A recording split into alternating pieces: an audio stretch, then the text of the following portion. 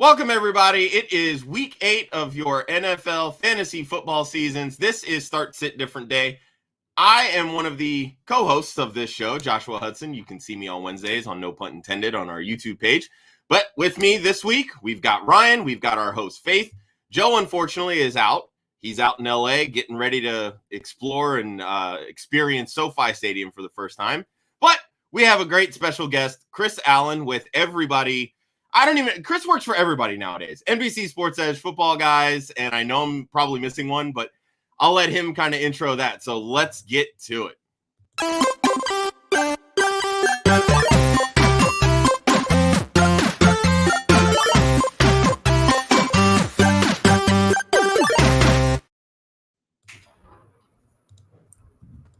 Good morning, everybody.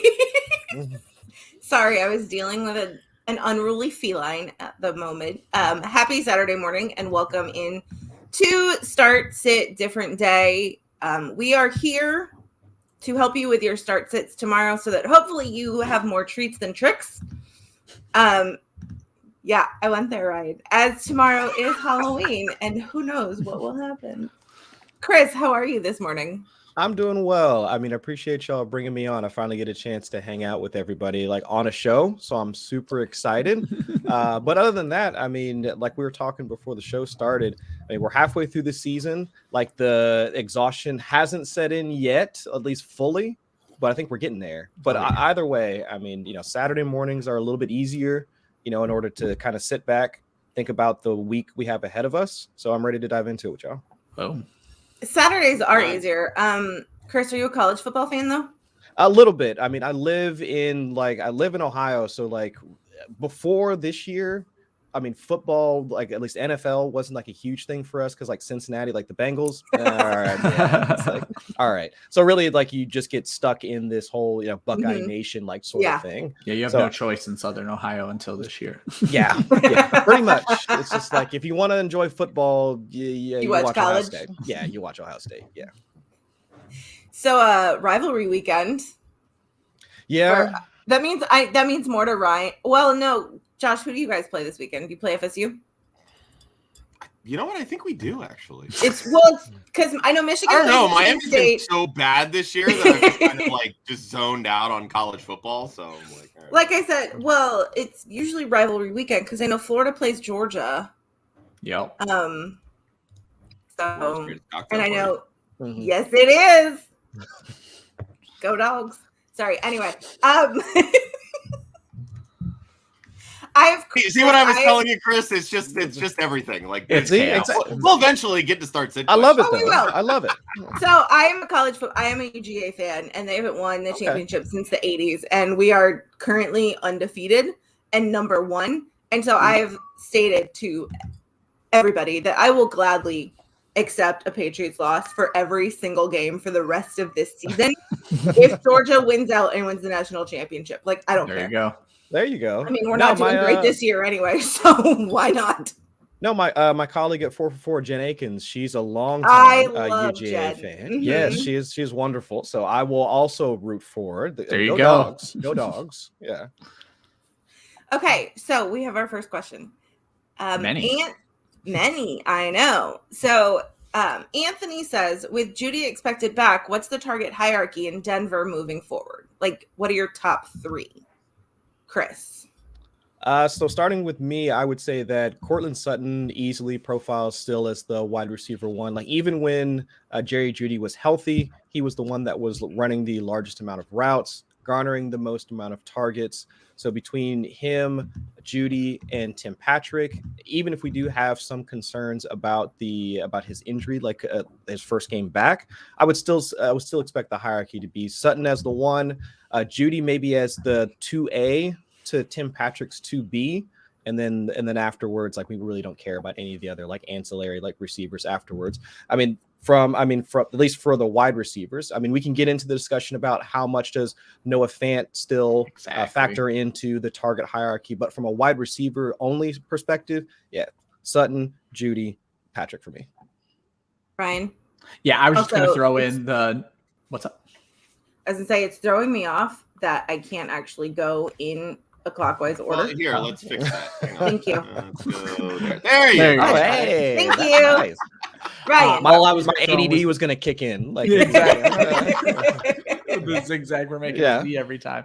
No, all I was going to throw in was the Noah Fant thing for pure target hierarchy. I don't think Fant necessarily suffers, and I would probably, just in this week's projections, I have Fant as the 2 and Judy as the 3. I think it's likely the running backs who are seeing a combined 6 targets per game that are probably going to drop a target or 2 with Judy back, because I don't know that they're going to completely phase out Tim Patrick. Tim Patrick was a guy I was really interested to see early in the season, hoping to see how things would shake out if all 3 of them played, because there was the Deshaun Hamilton hype. There was a lot going on there, and then none of it came to fruition because of injuries. And so for me, I think it's going to be Sutton at the top, Noah Fant at 2, Judy at 3, and then everybody else I think takes a small bump down. I mean, I've been on the Cortland Sutton wide receiver 1 bandwagon since before the season started. So I'm going to stay there. But I think Judy's kind of going to be like the 1B there, and then Fant the 1C. I think that's really what you're going to see. I think Tim Patrick really is going to be very matchup dependent.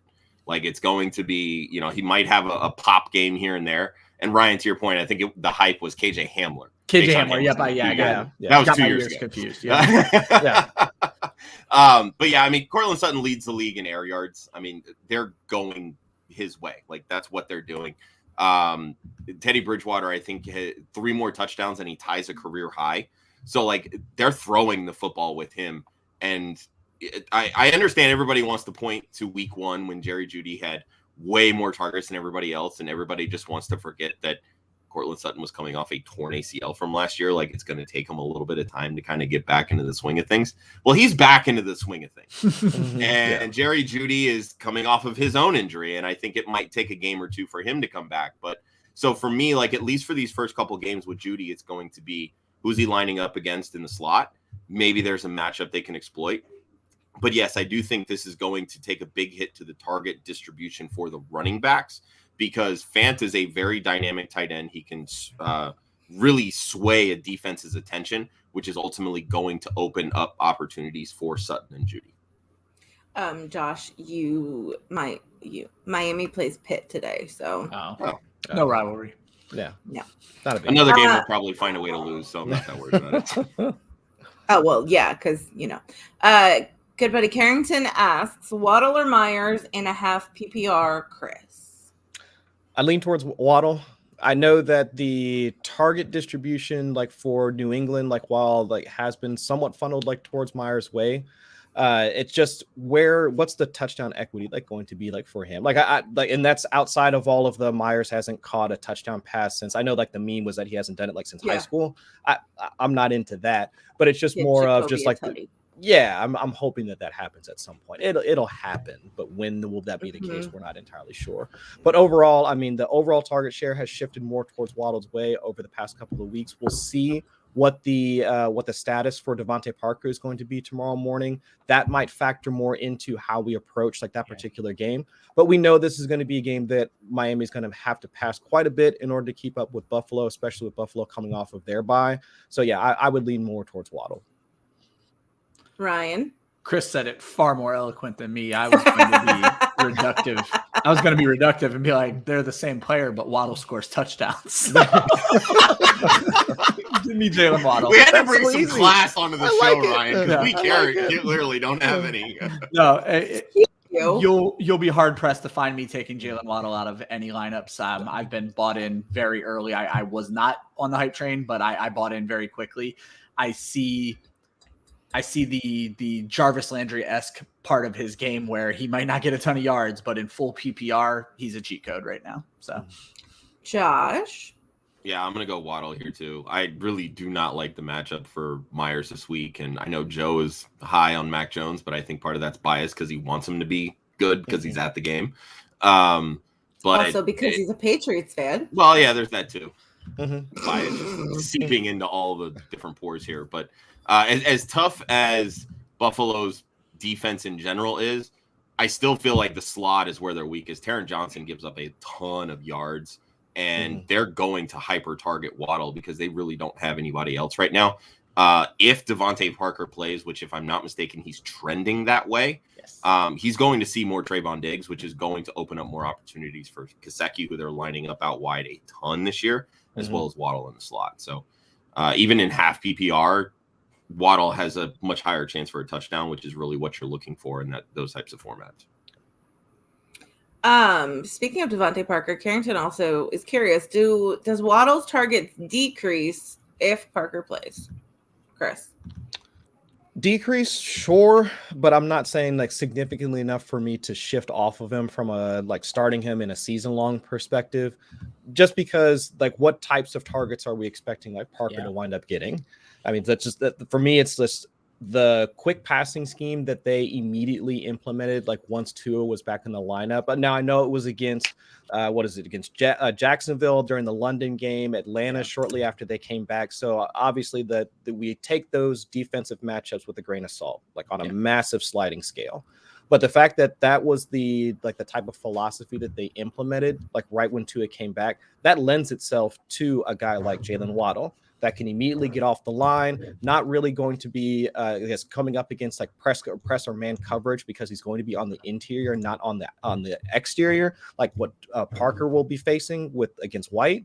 I think that's going to be an easier matchup for Waddle to see. And with Miami's offensive line being so porous right now, who's going to be the primary read on most of those cases if Tua is pressured, which happens quite a bit.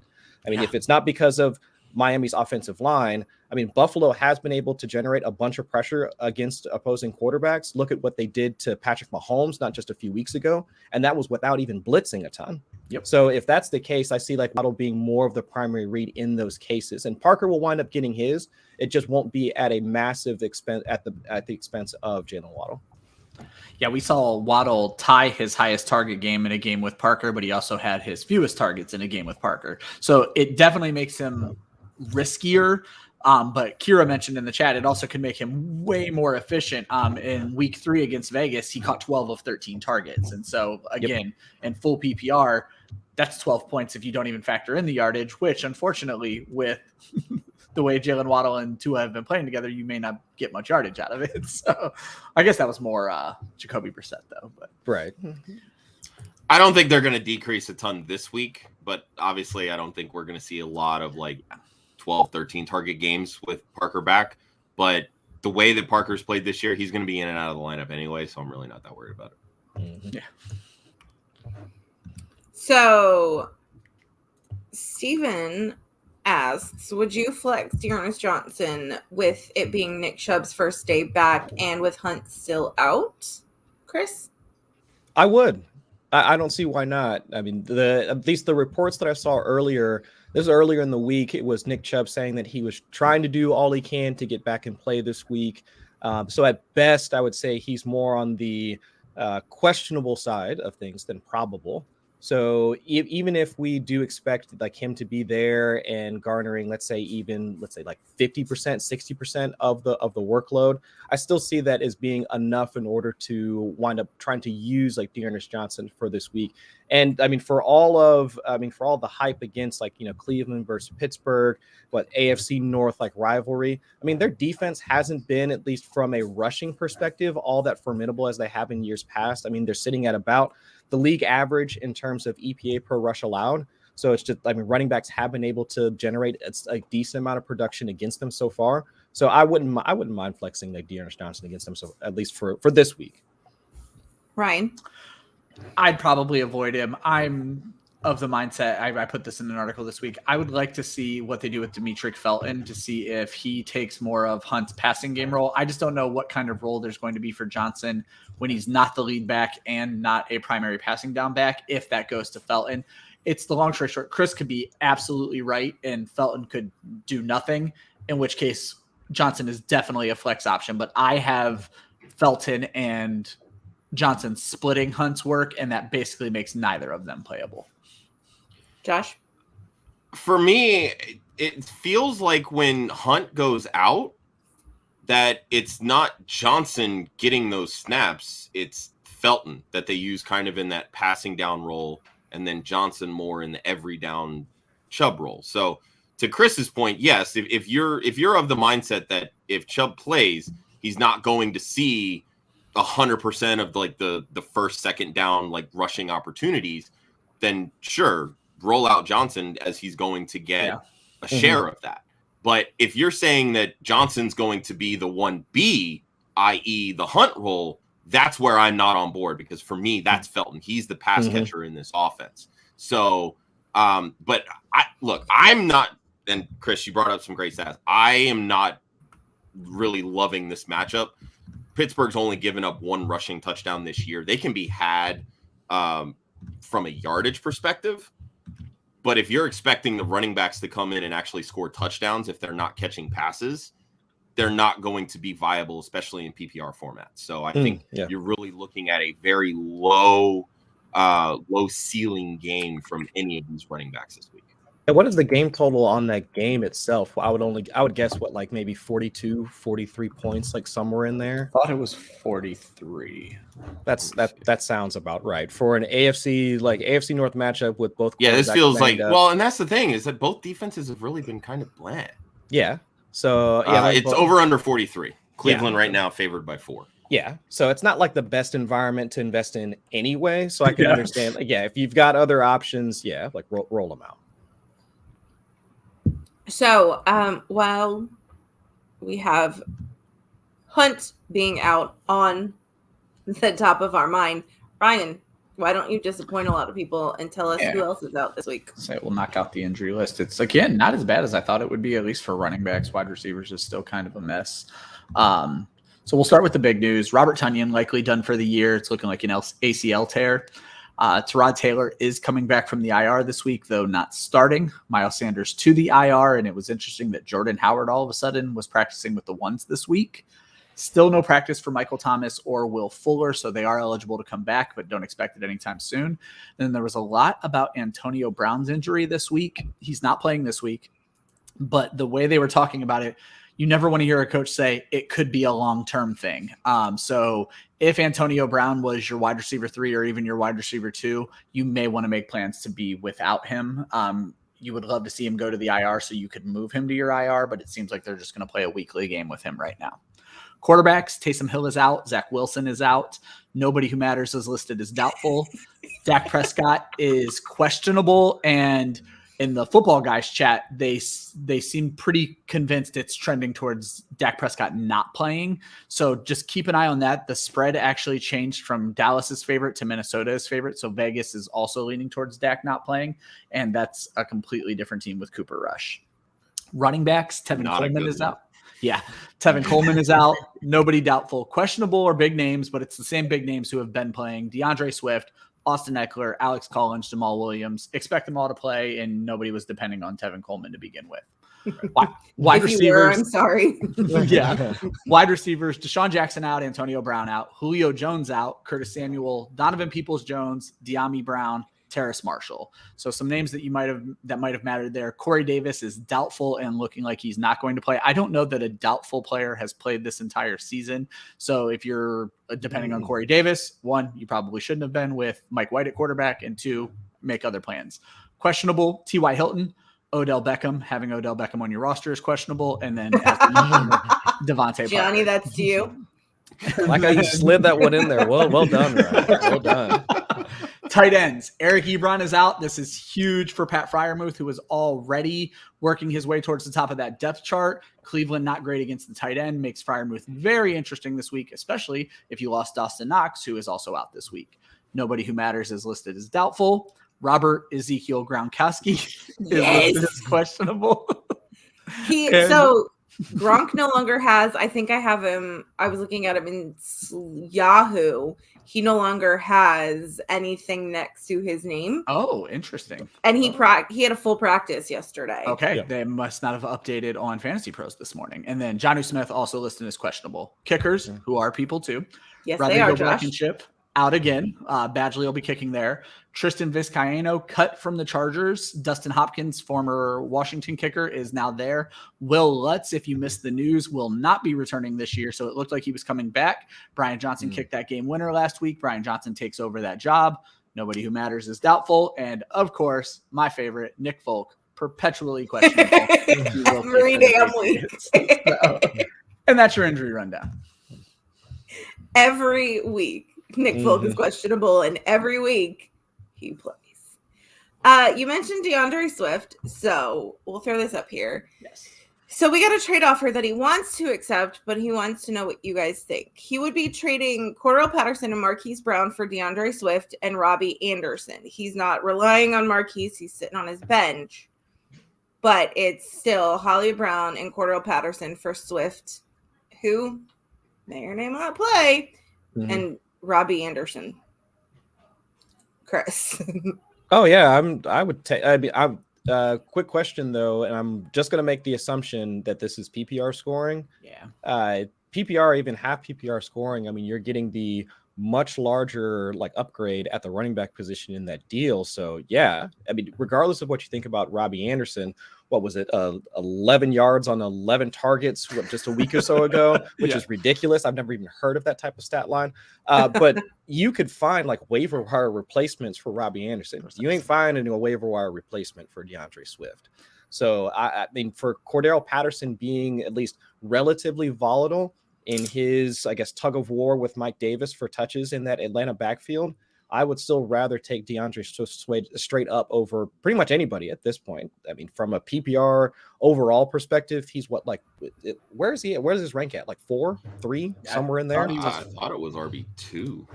So, I mean, you're getting the better piece in that deal. So, yeah, I would 100% do that deal. RB3. Yeah.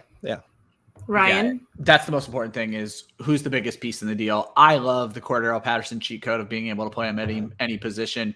DeAndre Swift is giving you everything Cordarrelle Patterson gives you on his best weeks every week, and that's where you want DeAndre Swift. Yeah, you can only start him at running back. The fact that you're not even starting Brown mitigates the Robbie Anderson thing.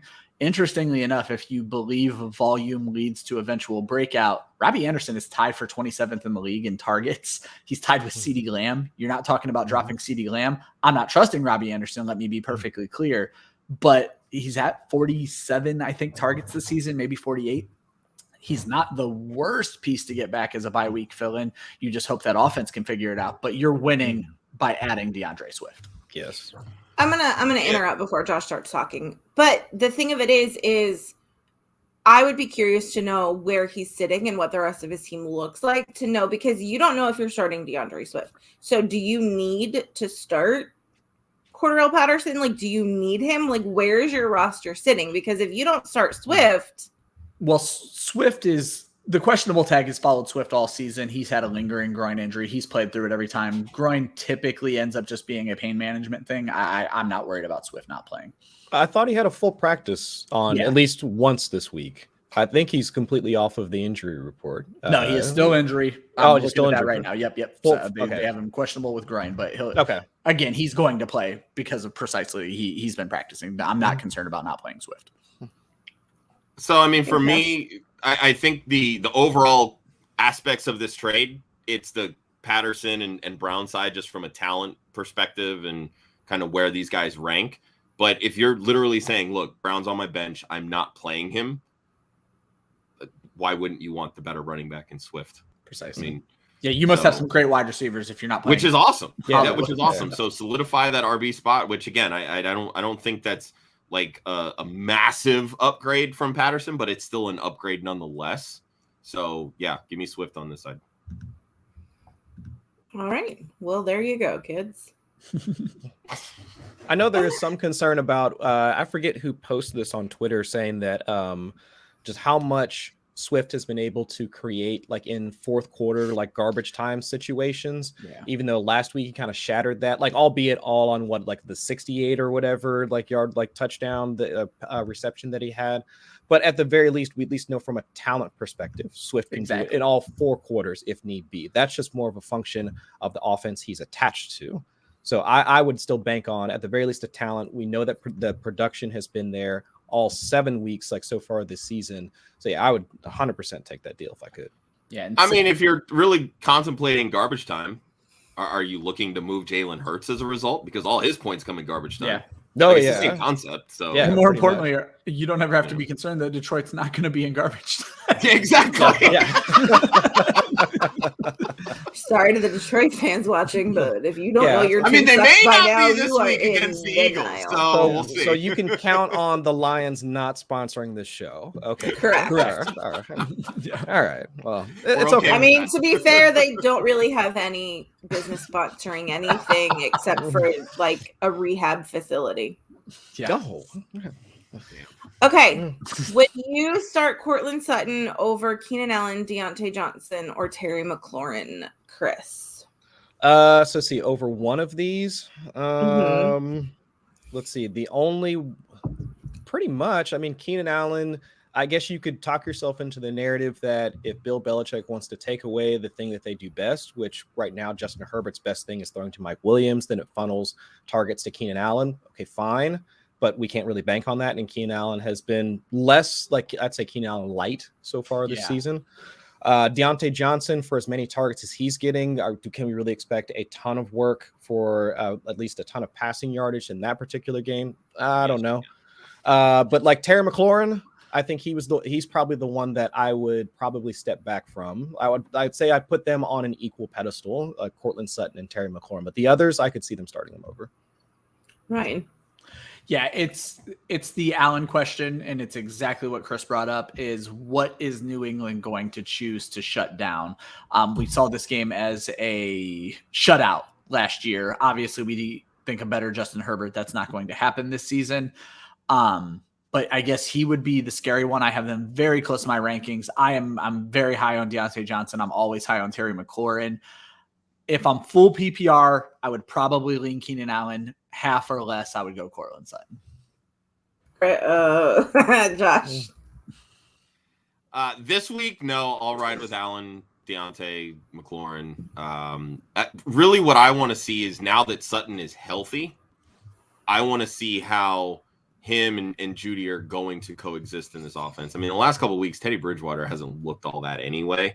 And he's been missing Sutton a lot in some of these passes. So, again, great that he leads the league in air yards. He's not really leading in yards, receptions, touchdowns, anything else of that matter. There's a lot of potential and expected potential there that just really isn't being realized at this point. So for me, I'm going to ride with those three. I am of the narrative that Allen is going to have the better week this week over Mike Williams, but I still think Williams does fine. So, and I'm sure we'll get to Kira's next question because it kind of ties in with the Chargers. I was reading the question as we were talking about it. I was like, yeah. So, I mean, look, I think Justin Herbert's going to be fine. New England traveling West Coast, all kinds of crazy things can happen in situations like that. So, but yeah, this week, give me Sutton, but rest of season, this week, give me Allen over Sutton. Rest of season, I would probably do Sutton over Allen.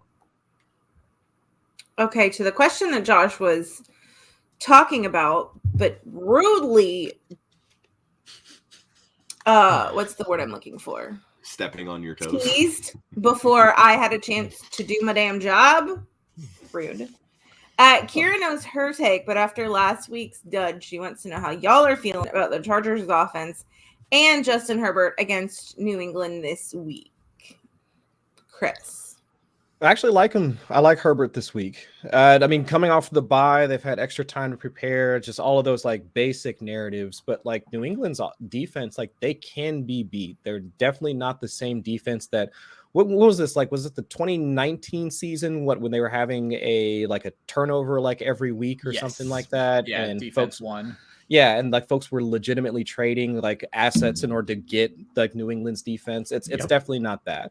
I mean, heck, the Texans gave them a run for their money, not just like a few weeks ago. So it's entirely possible. I mean, they've been beaten by speedy receivers. They've been beat by like slot receivers. What Chris Conley actually dunked on them for part of that game against the Texans. Chris Moore, if I'm not mistaken. Yeah, Chris Moore. Yeah, that's right. So it's entirely possible that they could get got like here as well. So I'm not as worried about like the Chargers offense. If anything, I think it was more of the Chargers beating themselves against Baltimore. I mean, Brandon Staley, for as much like praise as we give him for being more analytics driven, taking as many gambles on 3rd and 4th down and just not having them come up, heads or like in the way that the Chargers would expect, and putting Baltimore in so many favorable positions to start their drives. I think that was more of the reason why they wound up just getting, boat race like in that game. So, all things being equal, I know it's them going up against Bill Belichick, but still, I still think I would lean towards Justin Herbert this week. Fine. Yeah, I'm fine with Herbert. I'm definitely not down by any stretch. I don't know that it's going to be a 3 or a 4 touchdown game, but he's definitely a playable asset. He's likely to cross 300 yards passing. It's again, Chris hit it on the head. It sucks going after Chris every question because he knows everything. But New England's defense is not that scary, and we saw what Davis Mills did. If Davis Mills can do that, why are you afraid of what Justin Herbert can do? Herbert has done everything to quiet doubters so far this season. Mm-hmm. Yeah, I'm not ready to sit here and say that Belichick has Justin Herbert's number after one game against him in his rookie season. I said we know that revenge game. Yeah, exactly. Yeah. Look, we know that Belichick had Peyton Manning's number over the years, and as fantasy players, we were still trotting out Peyton Manning against New England. So to me, this just really isn't a question right now. So you heard it here first. Justin Herbert as good as Peyton Manning. There we go. Man, just go ahead and give that boy his gold jacket. I know that's music to Kira's ears. She's all over Justin Herbert. Yeah. No, I'm fine rolling out Herbert. You have to give me a long string of evidence that legitimately tells me that Justin Herbert just absolutely sucks against New England. And I'm just not ready to buy into that yet. So why not? One game. Patriots fan. Shameless Patriots fan. Hey, but even as a Patriots fan, you have to admit, it's not the Patriots of old. Like they're rebuilding, right? Things are moving. I think they're moving in the right direction, though, to be quite honest. No. To New England fans, it's reloading. There you you gotta go. Get it right, Chris. You got to use the right verbiage. Reloading. All right, I can get with that. Mac Jones looking good. Mm-hmm. Defense, it's a little bit older, still got some speed, still got some toughness there. They can still put it on the Jets whenever they feel like it. Yeah. So, some things are still, some traditions are still being upheld out there in Foxborough. There you go. So I'm a Patriots fan. I am not a delusional Patriots fan. We are not great. That's why I said I would gladly give up every Patriots win for the rest of the season if Georgia wins out, hands down. Go. But then I see last week's score, and I'm like, what the hell happened? Bill Belichick being Jets Bill are going Belichick. Jet. Yep. Yeah. letting at least the rest of the AFC East know that they can still do it when they need to. That's right. Yeah, exactly. Except against Buffalo. Or Miami, apparently. Or Miami. But other than that, they still got it. Exactly. Okay. Will Keenan Allen's production improve post-bye, or is his low upside game from this past month the new norm? Chris? I don't know about that. I don't know if it being the new norm. He's still, second in targets in the team, behind Mike Williams. He's still getting his. It's just where are actually, no, take that back. He has more targets. Yeah, now that I'm thinking about it. Yeah. So it's it's still the opportunity is still there. It's just, I would say that he's being used a bit differently. And also those money shots. Mike Williams is the one that's getting those deeper targets. And also now with the ascendance or emergence of Donald Parham, Jared Cook. Justin Herbert just has more options to go to once they get into the red zone. So if I'm still getting 6, 7, 8 targets per game, from Keenan Allen, I just think that the targets that we want that wind up getting him into the paint, those will get there soon enough. So I don't think anything's really wrong. It's just now that, with Mike Williams actually being healthy for once, Justin Herbert just has more options. Yep. Ryan? You're just missing the touchdowns. We got used to Keenan Allen scoring 6. We got spoiled last year with 8.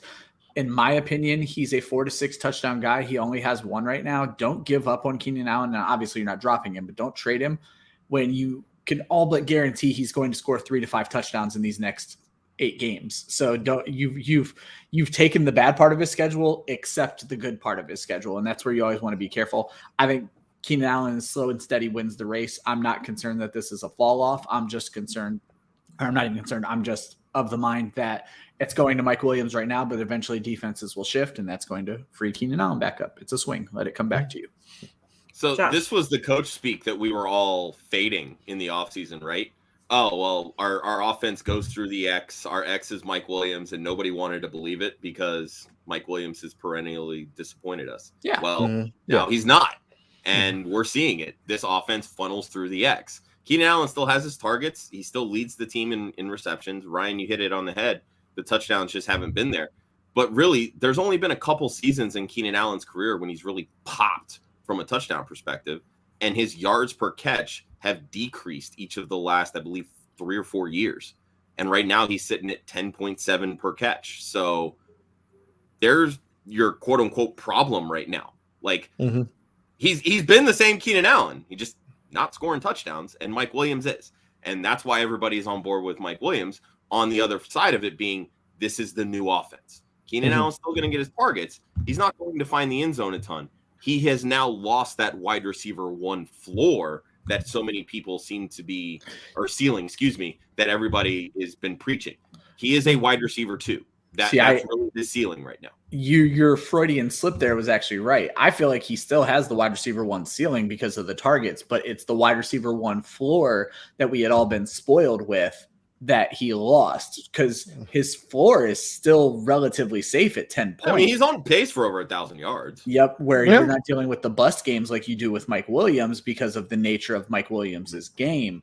Yeah. But it's just his floor isn't what we expected out of Keenan Allen. Keenan Allen was top 12, book it, set it and forget it, and it's not quite that anymore. Right. And now if Justin Herbert can wind up connecting with Mike Williams, what was it, like 2 deep touchdowns like a couple weeks ago where Mike Williams had 0 coverage around him? I mean, that's not always going to be the case. But again, it's just like the options that are provided to Herbert in that passing offense now, it just makes it easier for him to connect with different receivers. Whereas who are we really targeting? Like, just go back to August, early September when we were drafting our teams. Historically, who were the other pieces within the Chargers offense that we were rushing to draft? It was really nobody. Yeah. Mike Williams would be, and Allen. That was it. But Williams was more of a 10th, 11th, 12th round pick. He was the dart throw. Exactly. In the event that the coach speak was correct. Yeah. Bingo. Absolutely. And it's really, I mean, and with that coach speak this offseason of him essentially playing the Michael Thomas role in a Lombardi, in a Lombardi offense, that's what drove us to like, okay, fine. Like, we'll invest in Mike Williams. And of course, it being his contract year, this is the year that he winds up popping off. So it all aligns for Mike Williams, and I hope he gets paid off of it. But Keenan Allen is still Keenan Allen, and I think those targets will come back to him, at least the red zone targets, which will wind up getting him into the paint. And it's not like we haven't, and obviously different offense, different quarterback, different everything. It's not like we haven't seen Keenan Allen score touchdowns on a team where other people scored touchdowns. Mike Williams had 10 the 1 year. Obviously, his yardage wasn't very high. Austin Eckler had 8 the 1 year, and Allen was still dropping his 6. So it's not unheard of for Allen to score with other people scoring. Yeah. It'll get there. Okay. Jay needs some lineup help this week. Ryan, have at it. Yep. So he needs 2 wide receivers. It looks like he's choosing between Cortland Sutton, Marvin Jones, Chase Claypool, Jerry Jeudy. And then his running backs are Zeke, Chuba, Elijah Mitchell, Antonio Gibson. He has Mitchell in as his flex and Hubbard and Zeke as the starting backs. So I guess what he's wanting to know is he needs to choose 2 wide receivers, but then would we play any of these wide receivers over Elijah Mitchell in the flex? So I got to look at all these options. Exactly. I know, right? There's a lot. There's a lot of options. Let's start with 2 wide receivers out of Sutton. There Marvin we go. Jones, Chase Break it Claypool, down. and Jerry Jeudy. Okay. All right. So this will be a group project. Can we all agree that we're starting Sutton? Yes. I think I'm on. At least I'm there. That's one. Okay. Yep. Oh, you Now- guys all did the work for the group project. I'm proud of you. You didn't put it See, on exactly. I'm not going to be that kid that's like, all right, let's start the group project. So what do y'all think? And then it's not saying anything. No, you do all the work. I'm going to sit back and take all the credit. Yeah, I'm not going to be that kid. So I'll state my. So I'll skip over Marvin Jones because I think I'm leaning him, but I'll state my issues with Chase Claypool right now. Please do, because I'm high on Chase Claypool. It's not a function of Claypool. I mean, when we were going through like the whole draft, like, drafting best balls and all that, I mean, it's just the athleticism is there. Obviously, the speed, the talent, like there's no question about it. It's more about Ben Roethlisberger.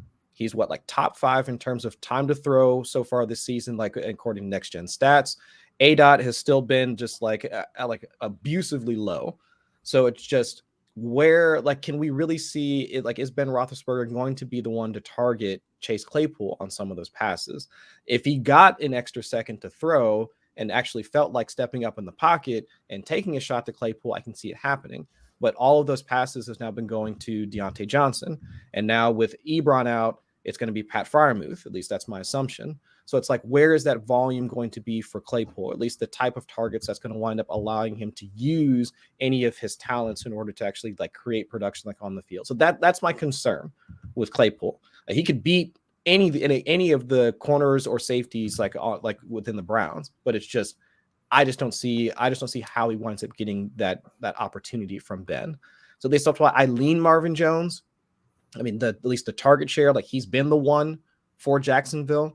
Seattle, I mean, it hasn't been like the best defense. I mean, their defensive front has been decent, but that secondary, like I would wind up actually using any receiver against that secondary. So it's just I lean towards Marvin Jones like over Claypool, but that's where I'm leaning right now, unless somebody can talk me off of it. It's just for me, I like to look at recent history against the team. Claypool torched the Browns twice last year, 18 fantasy points, PPR points in one, 21 in another. And the targets are there. Obviously, before the bye, the game against Seattle was awful. And while Ben is washed, he's been washed this season, rather. And Claypool's yards per reception have been 15, 23, 10.7, and then 26. And these are some relatively big yardage games, 70, 96, 130 yards. The Browns secondary can be beat. We saw what Mike Williams did against them. And I feel like Claypool could play that type of role. And what's funny, and again, this is, I guess, the wrong end of recency bias. I did the same thing against the Browns last year where I'm like, oh, the Browns are bad against tight ends.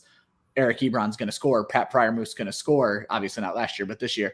Claypool ends up taking those touchdowns. He plays a similar role as a converted tight end sometimes in that offense. So I personally am just expecting them to beat up on the Browns through the air. Again, this goes back to I don't think they're going to be able to get a lot done through the run. And I feel like Claypool is going to get his medicine this game. Like they need to get him more involved after just that ugly game against Seattle. And what's interesting is I also like Marvin Jones, love Marvin Jones. I think, and I'll let Josh answer, but I think this question may come down to, for you, Chris, would you start Claypool over Elijah Mitchell taking on that Bears defense? But Josh, I'll let you answer the wide receiver question first. Yeah, I'm definitely in on Sutton. I love Marvin Jones's matchup for every reason that Chris pointed out. The Seattle secondary is cheeks, and they're going to throw the football because that's what they're going to do. We know James Robinson's going to have himself a day because James Robinson has himself a day, and Seattle can't stop the run. What's worrying me with the Jacksonville passing offense is Jamal Agnew and his usage over the last couple of weeks, which has really cut into Chenault's production as well as Marvin Jones's production. Like the targets are still there because Lawrence is throwing the ball 40 times. I'm not convinced he's going to have to throw the ball 40 times this week because Geno Smith sucks too. And so they can lean on Robinson, and then they can work that short to intermediate yak game, which to me tends to favor Chenault and Agnew in those perspectives. There's definitely upside with Jones because of how shoddy the Seattle secondary is.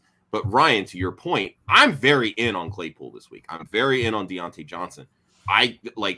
That's just what they're going to have to do is they're going to have to throw the football if they want to beat Cleveland. Their defensive front is going to get after Big Ben. Myles Garrett is like, you're a part of my graveyard now, Big Ben. Like, you're going down, buddy. And there's nobody on that Pittsburgh offensive line that is going to stop him. And even Jadeveon Clowney's getting in on the sack game this year. So that's going to give them a lot of problems. And I think you're just going to see Big Ben say, he's going to pull one of those like Kyler's from Thursday where he's like, all right, Claypool's out there somewhere and just throw it. Like that's what's going to happen. And last week, if I'm not mistaken with Claypool, or was it last week or the week before? Like he was coming off of like a 4 for 105 game or something like that. It was week 6. It was their last game Yeah. though. So yeah. And then they were looking his way the next week. And like it was just like the mind wasn't even there. Mm-hmm. And I think that's what we're going to see is like, all right, get your head on straight because we're going your way. And they need that type of game from him. So I'll kind of lead this part off. I'm going to go with those 3 wide receivers and leave Mitchell to the side. Okay. But I think to Ryan's point, though, if you had to pick between, let's say, those 2 wide receivers, so like Marvin Jones, Chase Claypool, who we think are at least on the bubble of being the guy that the guys that you would want to start, versus Eli Mitchell, that's actually a good point because with the Bears defense, who's their defensive lineman that just went on IR a couple of days ago? Mac, I think. Yeah. Yeah, Khalil Mack. Yeah, so Khalil Mack like on IR. That's a tough that is a tough one. I think the problematic point though is because like Eli Mitchell, like he's not involved in the passing game at all. Yeah. No. So unless you're in a standard league, I would probably lean towards either 2 of the wide receivers. And like with you guys, with the points that you guys have made about Claypool, I think Claypool is probably the better option. I mean, Marvin Jones, like without having a ton of work, at least in the short and intermediate areas of the field, almost similarly to where the concerns we might have with Claypool. But it's like with Claypool, I mean, Pittsburgh's passing rate over expectation is still like top 6, like top 7 in the league. So it's just like Ben's chucking it. I mean, Trevor Lawrence can just be content on, I mean, with the Urban Meyer like offense, they're content to just play the game out. If they can sit on a lead, they will. So passing is not really their like first mode of operation. But with Pittsburgh, Ben just gets it up. He's just looking for his first read and then he's chucking it. Exactly it. So I'd say like from a volume perspective, it favors Claypool. So I think I lean Claypool now. Like that, these are good points, fellas. Thank you. Okay, so simple yes or no question with the injuries, like Ryan mentioned earlier. Would you start Pat Freiermuth or Muth, as Gianni Zello refers to him as? Like Pittsburgh fans had to have been just like waiting for some sort of player that sounds like Heath in order to like enshrine him into the thing that they could do. Man, it's just, I don't know. Every team has their thing. I don't know. Cincinnati, like my Bengals, I don't think we really have a thing other than like losing. But except for this year, which I'm just like, hey, let's keep it up, fellas. But it's a weird year. It is a weird year. But no, you're definitely like starting Pat Freiermuth. I mean, at this point, why not? We already talked about the volume opportunity that's going to be there for Pittsburgh. I mean, the tight ends against Cleveland, like that narrative, like what Travis Kelce dunked on him for 2 touchdowns. I think that was like, feels like a lifetime ago. Was it week 1? Yeah. 2? But even still, certainly feels like a lifetime ago for Chiefs fans. Right. Yeah. But I mean, who else has has done well against them? The Chargers tight ends, if you combine the 2 of them, they actually had like a fairly decent outing against them as well. Noah Fant did okay against them when the Broncos played against them. So it's just like, there's a path, there's a trend there 100%. for Freiermuth to at least get, to do enough to be a viable tight end for this week. So yeah, I'm in on it. I don't know if she made it up, but I'm just going to quote Victoria. The Muth is Luth. I feel like that's something Mike Tyson would say. Exactly. Yes. That definitely sounds like something Mike Tyson would say. My God. Yeah, for me with Freiermuth, it really just kind of depends on the other options I have. But in a vacuum, I think he's the solid start this week. Mm-hmm. Okay, so Kira, who was talking about the LA offense earlier, just wants to remind you that if you stay tuned later to her Kira's cash grabs, you'll be able to talk yourself into the Chargers offense. Yeah, I'm sure she... Shameless plug. Love it. Yeah. Hint, hint. Yeah. I'm sure she mentioned both Chargers wide receivers because she does every other week, but she's very rarely wrong. Okay, would you start Harris or Chuba in a PPR? We're going Chris. Damian Harris not really involved in the passing game, so we're not getting a ton of leverage there. So I would probably lean towards Chuba Hubbard, but I mean, everybody has concerns about the Panthers offense. Yes. But I guess if you were to just wipe your mind and not think about the past 6 or 7 weeks, then it would make some sense. Yeah, I guess I lean more towards Chuba, but that's the process. But I get the concerns.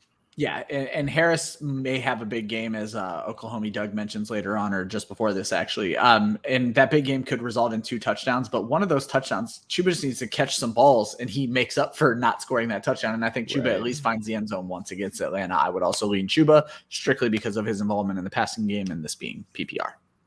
Josh. Yeah, I mean, just in PPR scoring, the Chargers allow the 5th most fantasy points to running backs. The Falcons are 7th.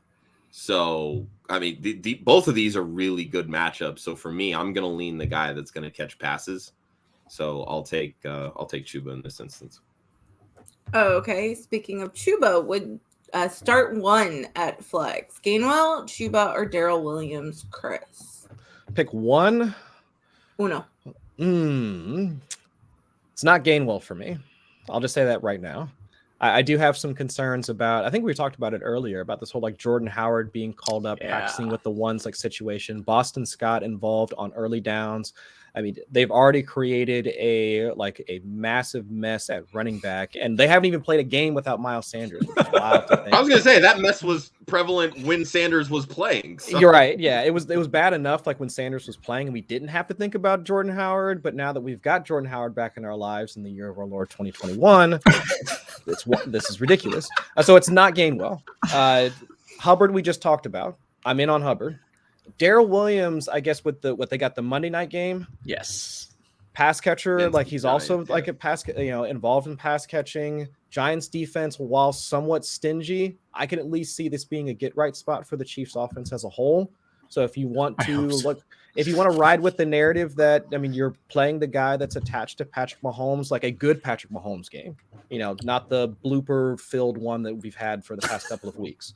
Then yeah, I can see it go that way. So it's either one of those guys, but I lean Hubbard just for the reasons that we stated on the previous question. Also lean Hubbard. Just want to throw out, I love that everyone was so worried about the Eagles running back situation pre-Miles Sanders injury, but now all of a sudden we think that Gainwell is just going to see volume. Like we have to stop this. Those are takes that that folks held from like the summer. Exactly. Like Gainwell. No, it's Hubbard for me. I'm always far too high on Hubbard. It kills my ranking on Fantasy Pros because I always put him too damn high. But give me Chuba Hubbard. The Hubbard is too damn high? Yes. Yeah, I think I'm gonna lean Hubbard over Williams on this one. It is close though. I mean, the Giants are 11th in fantasy points allowed to running backs in PPR. So I think that's pretty close. I think this definitely is a get right game for Kansas City. They could very well lean on Williams to the second half of the season, but second half of the game, excuse me. But I just think that Hubbard's going to have more involvement overall throughout the game. I do like Gainwell this week. I mean, I wrote about him in my confidence plays this week. But again, like I also wouldn't be shocked if he only has 8 carries. Mm-hmm. Yeah. You're really banking on passing game work for Gainwell because of how it seems they want to do the early down work. So yeah. So I'm gonna lean Hubbard, but you could definitely talk me into Darrell Williams in this one. Yeah. Okay, so Tommy wants to know: does he give Lockett one more chance since they are playing the Jags, or does he roll with Marquez Callaway in a non-PPR? Chris. Oh man, I'm giving Lockett one more chance. I mean, the Seahawks offense, like under Geno Smith, it's not great. I can totally understand like why folks would want to. If you got better options, Callaway, I don't know if really qualifies as being the better option because it's not like Jameis Winston, at least not just Jameis Winston, but it's just that passing offense as a whole is giving you much more to be more confident in. I mean, they're still back into the league in terms of pass rate over expectation. Even once they get into the red zone, it's not really moving the needle for me as well. So other than Kamara, he's really been the only guy I have any sort of confidence in starting on a week-to-week basis. So it's not gross, but at the very least, I would lean towards Lockett here. But I can understand why folks might have some pushback on it. Ryan. Yeah, it's Lockett for me just because we don't. Callaway's big games tend to be when Deontay Harris isn't around. We don't know how Traquan Smith is going to get acclimated to this offense, and we don't know when Jameis is going to Jameis. It's too hard to predict right now. I understand it's Geno Smith, but it's Lockett. Josh. Yeah, I'm gonna lean Lockett. I don't love either. Sounds so depressed. Right. Well, look, Lockett is so boom or bust, and that's with Russell Wilson. Yeah. Like, why would he be anything else with Cheetos? Freaking Smith? Like, the dude hadn't started a game in 7 years before this year. Like, I just very troublesome. Like, I get the matchup against Tampa. Their secondary can definitely be had, but Callaway is just. You want to talk about boom or bust with Lockett? Like, Callaway is like boom or bust. Like, it's that bad because he's going to bust way bust more plus. than he's going to boom. Bust Yeah. plus. There you go. That sounds like and something. Traquan came back last week. Callaway still wasn't much of anything. They potentially get Deontay Harris back this week, and Callaway could very well end up being a fifth option in that passing game. So at least I know that Lockett is top 2 in targets. So give me Lockett. All right. The bot wants to know Terry or Henderson in a flex, Chris. Terry. I'm assuming Terry McLaurin. If we're talking Terry. That was my assumption. I don't know. say You say Terry as much as I do, Josh. Terry McLaurin, Darrell Henderson. Oh, Darrell Henderson. Ooh, actually take that back. Give me Darrell Henderson. When you answered so quickly, I'm like, I don't think they know who he's referring to. I'm not guaranteeing I'm right here. Yeah. I was trying to think of We're like all another, making assumptions right now. because I saw Terry and I was like, okay, so this is wide receiver for wide receiver. So I was like, oh yeah, give me Terry. But I was like, Henderson. Like, who's a wide receiver with the last name Henderson that people would actually be playing? All right, so if it's Darrell Henderson, no, I think I'd lean towards Darrell Henderson in this one. I know last week was something of a fluke, like for Henderson. That was more because it was the Cooper Kupp show yet again, which it could be this week against the Texans. But obviously, like with the Texans being towards the back end of the league and EPA per rush allowed, it just sets up as an absolute smash, like for Henderson. I mean, from any format, if you got him on your roster, you're starting Henderson this week without a doubt. Kira agrees that Henderson against Texas is the pick. Yes, ma'am. Yep. Yes, ma'am. Love Terry McLaurin. If you're still in the chat, would love to know who you're starting over him at wide receiver. But if I'm choosing between these two, Hendo. Yeah. Josh. Yeah, I'm going Henderson too. That's way too good of a matchup to pass up. Yeah. So Carrington says that he's asking for a friend. Yeah. Is Sam Darnold dead and very deep away from the thought of even considering him as a stream again this season? And then he, like I said, he says asking for a friend. Yeah. So Chris, would you ever start Sam Darnold as a stream option?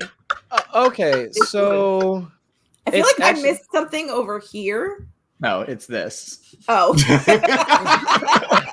I'm the friend he's asking for because I've been advocating for Sam Darnold So for you're the entirely friend. too long. So. Okay. I missed that. So Sorry, back to you, Chris. I write up the quarterback streaming column over at 4 for 4, and I actually did a spot like I wrote up Sam Darnold for this week, even though he's not like his rostership numbers are too high to be recommended as a traditional streamer. But just thinking through again, just the process. Like who would you want to think about like from it, like the game itself, the game environment is decent. Like both teams are like fairly high or above the league average in terms of neutral pace. The defense that Sam Darnold will be going up against, back end of the league in terms of adjusted sack rate, EPA per play allowed. So it's just like if you took the name and like the offense just out of your mind and just the defensive matchup itself, it would lead you to wanting to start Sam Darnold. But then when you bring in the name, it's like, oh yeah, I don't want to do that anymore. Yeah. So that's the problem. So yes, I can understand if you want to start Sam Darnold just for the matchup and all that, it makes sense. But since Sam Darnold hasn't even been able to play well against clean pockets the past like 3 weeks, after looking like he's made a complete turnaround as a quarterback for the first 3 weeks, I can see why you would want to stay away from it. But yeah, I'm not against starting Sam Darnold this weekend. Ryan. I am. And I get why. I understand. No. It's all the reasons Chris said, obviously. And he didn't make my stream of the week list either because of rostership percentage. He just doesn't qualify. He does rank entirely too high for me, but not nearly as high as I've put him in the past. To answer the question very specifically, for the rest of season, I'll never commit to not streaming someone for the rest of the season.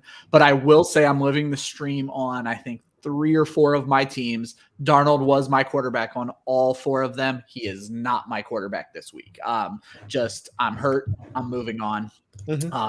Plus Carson Wentz was available in a ton of leagues for me. Yeah, that's the better. And so Carson Wentz, Daniel Jones were guys I favored as streams of the week this week, and their rostership was quite low. I like to practice what I preach. I told people to start Wentz and Daniel Jones this week, so I'm starting Wentz and Daniel Jones this week in those teams. Makes sense to me. Josh. Yeah, I am kind of off the Darnold bandwagon, but then again, I wasn't really on it the way that Ryan was. I was kind of like just throwing the lasso around and I got thrown kind of thing. But No, me too. Yeah, I was with it for the first few weeks, and I mean, Atlanta can definitely be had. Like if you're desperate in maybe like a 14 or 16 team league, like you can definitely convince me that Darnold's the play. But outside of that, 12, 10 teams, especially 8. Yeah, you can definitely find better options than Darnold this week. I was going to say, I think it all depends on who you have, who's available. Like, if you have no other option, like I'm in a league that I have no other option than to start Sam Darnold because there's nobody else available unless I make a trade. And we all know how I feel about that. So I hate trades, Chris. I hate them with a burning, fiery passion. Like every trade, I don't make trades. If I get trades, these guys get a screenshot of literally every single one, and I say, "What do I do?" We make faithful trades for them. They do. They really do. All right. So if you have no other option than to start Sam Darnold, I guess you're streaming Sam Darnold. And that's exactly the boat I was in last week. Last week I was still on the gullible side of things. He has since hurt me. I guess, and Chris, maybe you can shed some light on this. Has there been a quote? Was he just pulled for that game and quicksand and that's what was going on, or should we be worried about PJ Walker? No, it was just for that particular game. Okay. I think I forget the quote exactly, but it was more or less like the game situation in and of itself. Like there was no reason to keep getting him beat up. Yeah, okay. but there's no unless this happens again. Obviously. But other than that, look, if you need a narrative for this week, Sunday is Halloween, and we know how much Sam Darnold sees ghosts. So, oh my goodness, there we go. I would say though, both things could be true. Like Sam Darnold could just be like a middling quarterback, but at the same time, I do think this is a good get right spot for DJ Moore. Because Mike Evans had 2 touchdowns against the Falcons. Jaylen Waddles had a good game against the Falcons. Devonta Smith had scored a touchdown against. So like wide receiver ones against the Falcons have done well. Yeah, and running backs as wide receivers tend to do well there. Even tight ends, and we're seeing Tommy Tremble come into his own a little bit. There are people who we believe should score against the Falcons, and if they score, it lends itself to you liking Sam Darnold a little bit. Right. So we like we talked about Chuba Hubbard earlier. So it's like if we can talk ourselves into all the pieces, they all intersect at Sam Darnold. So it's like, Until he has 3 interceptions and 2 fumbles. Stop. Right. So he could throw. Shut up, Josh. Well, right, because he could throw for like, let's say 250, 275 yards, 3 touchdowns, and 2 interceptions. Yep. Like that's all within the realm of possibility where 100%. like all the guys that we talked about could get theirs, and Sam Darnold could still wind up with like 15 points, and he's still like the quarterback 18 on the week. Yep. Mm-hmm. So Ryan asked Bot earlier who he was starting at wide receiver over Scary Terry, and he's starting Deontay Johnson and AJ Brown. Now, I know I'm on board with that. Well, I'm sorry to He interrupt. also has Eckler and Aaron Jones in a 10-man PPR league. So I know you, brother. I know I'm on board with Terry McLaurin, but I know, Chris, you are more down on the Steelers than Josh and I. Would you consider McLaurin over Deontay? I would consider him, but just Deontay having the larger target share than Claypool, having the lower ADOT than Claypool, that would lend itself toward. I would just, in that case, I would take Deontay in that case. But we don't want to pretend the Denver Broncos defense isn't a solid defense. I'm not saying we're going to stop. Patrick Surtain has been great for them. Oh yeah, he's been as advertised. 100%, they made the right draft pick there. Kira, I love you, but that's never gonna happen. I think it all boils down to the fact that I'm just not confident. So I'm not a fantasy football degenerate like you guys. I am not a yes. I was gonna say check Yeltsin. This is a safe place, Chris. All right. So like I don't feel confident in knowing value, and that's mostly it. And I'm just like, is this a good thing? Although I did send a trade to them like 2 days ago, and I was like, I'm pretty sure this is a no. And Josh was like, why would you do that? Because it was picks for picks. And he's like, if you don't know who's going to be available, why would you just gamble away future picks? Yeah. I was like, that's why I said no. Those are tough. If it's like a dynasty league or something like that, it becomes much, much tougher. Oh, God. So you should like co-manage a team together. Yeah. So y'all can like talk about trades together. She basically is with all of the writers of Club Fantasy. Like we live vicariously through her in the Club Fantasy chat. I love it. Yep. Well, we did it, Chris. We did it. We done did it. All right, Kira wants to co-manage a team with me. Yay! Yes, it's like last year. My first venture into IDP was an all IDP league. Like there was no offense. It was all IDP. I did. It was. And so I DM'd Chris Robin at Detroit BC and I was like, you're gonna co-manage this league with me. He goes, okay. Yeah. Y'all, so here's the thing. This is my challenge to you and Kira. So y'all should go ahead and co-manage the team, but that's where you need to take your skills out to Vegas, draft one of them high stakes leagues. There you go. And that's where y'all will really come into form. There's nothing like drafting a high stakes leagues in Vegas, like one of those. And that's where, hey, you can do it. I've never been to Vegas, so. Oh, so you haven't been to Vegas? Oh, okay. Okay, you got to experience Vegas first, and then the high stakes leagues. Okay, then Josh like baby gives steps. me this whole wide-eyed look, like he doesn't know. Look, I've lived in Las Vegas, so for me, it's like, why haven't you been to Vegas? Everybody's been to Vegas. Have you been to Serbia? Okay, going out of the country, everyone's been like to Serbia. Middle of, of course, I vacation there every summer. Yeah. But no, like Las Vegas high stakes league. That's what y'all need to do. That's where I see in your future, Faith. You and Kira. Where does Hash House a Go-Go fit in there? I'm not sure. I don't even know what that is. It's a restaurant. I have no idea. My parents said it was delicious. Oh, okay. Kira, you would not get murdered if we go to Serbia. We can go to Serbia. Okay, guys. So there's it. Serbia, there's Syria, there's Siberia. They are 3 different countries. Okay, that I didn't know. I didn't know that. Okay. One's like really cold, right? That's the Siberia. One? Yeah. Okay. Yeah. Okay, Syria's really dangerous. That's in the Middle East. Yeah. Serbia's in Eastern Europe. Okay. Although, if you watch Taken, all of the bad guys are Serbian. I was going to say, Serbia, I don't know, has the safest reputation, but I'm not going to turn into a bad rap. Geography class here very quickly. Yeah. That's okay. I told my coworkers I was going to Chicago in 2 weeks, and literally the first words out of her mouth were, why? So you can get murdered? That's just on the south side. I was on the That's west side. I said. I was on the west side just last weekend, and then we went to the north side like for dinner. It's perfectly fine over there. Yeah. Thank you. I was like, I could get murdered anywhere. Good God. Well, yeah. True.